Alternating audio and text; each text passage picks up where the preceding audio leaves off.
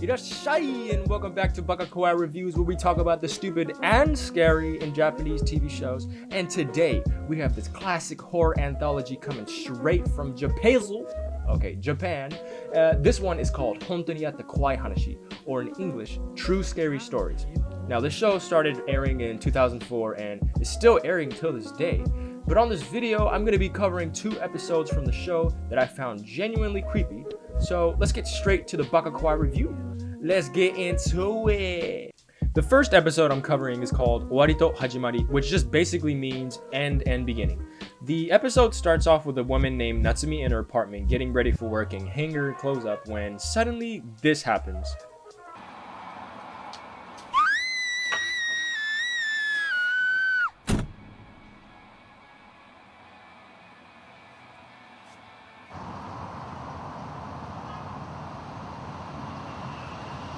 Yeah, so this woman just straight up jumps off a building and Natsumi is just shooketh.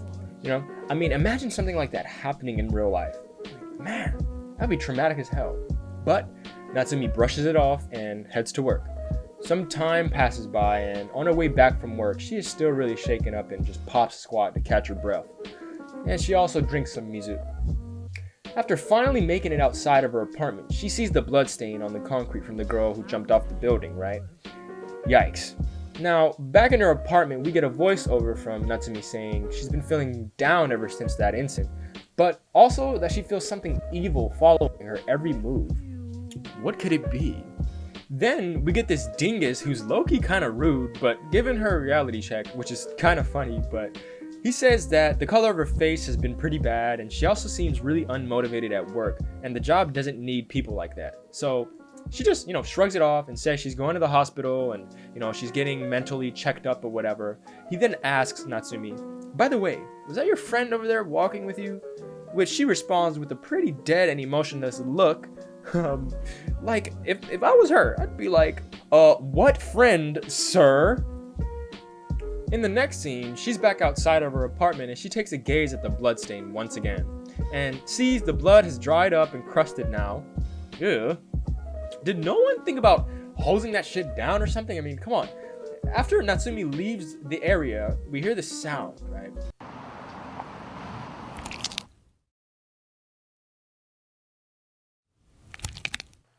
Then, as Natsumi is climbing up the stairs, she hears that nasty ass sound once again. So she makes a run for her apartment, and then this happens.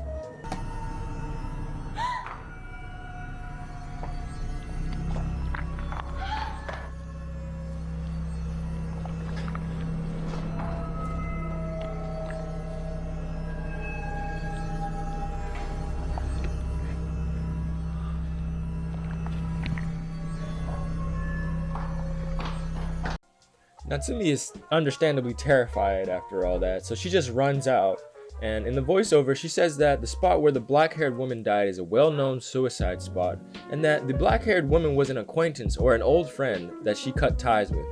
It seems Natsumi came to a conclusion as to why the woman was terrorizing her. It was because she just wanted some help and guidance in life. Yeah, pretty sad, but that was a pretty real and dark story. Because not only does it cover how Natsumi deals with this ghost and how she deals with work, it also deals with how she is doing mentally. And I feel like people in Japan don't discuss depression or mental illness enough. So this was a really good episode in my opinion. And I would love to see more horror like this in the future.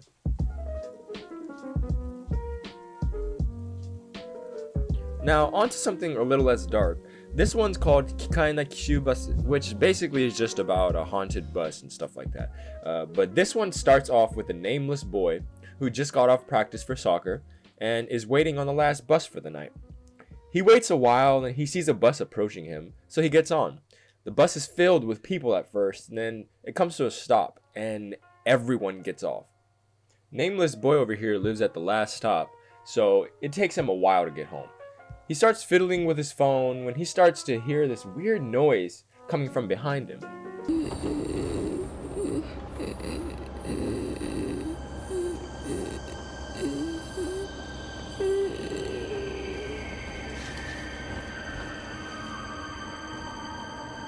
So he turns around and he sees her, right? And he's obviously genuinely creeped out because, I mean, she looks like a normal girl, but she could also be a ghost, right? So now he turns around and tries to mind his own business, playing with his phone and whatever.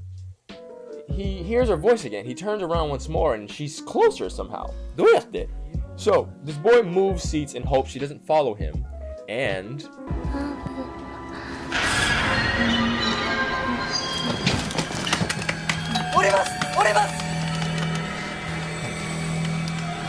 so he begs to get off, but she beats him to it. And after all that happens, he sits back down and reflects on what the hell that thing was. Then this happens.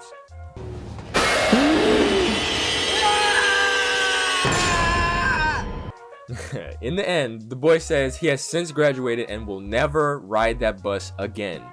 Yeah, sounds about right. But this story, I really liked it because it gave me like an X-Files or Tales from the Crypt type of vibe with how it felt, I don't know, somehow related to dark magic, because maybe it was like possessing the bus with how the driver and the people weren't saying anything, right? They're just standing there and everybody got off at the same time. It's just kind of weird. Yeah, just everything felt so strange in that bus to me, so that's what creeped me out when I first watched it at like age 10 or something. But I hope you guys like those 2 short stories because I grew up watching this TV show, and I will be covering more of this 本当にあった怖い話 TV show. But until next time, y'all, be smooth, be smooth. Johnny! Baka yabai, baka kawaii, it's one my competition. Yeah, got these bitches looking incredible. Yeah.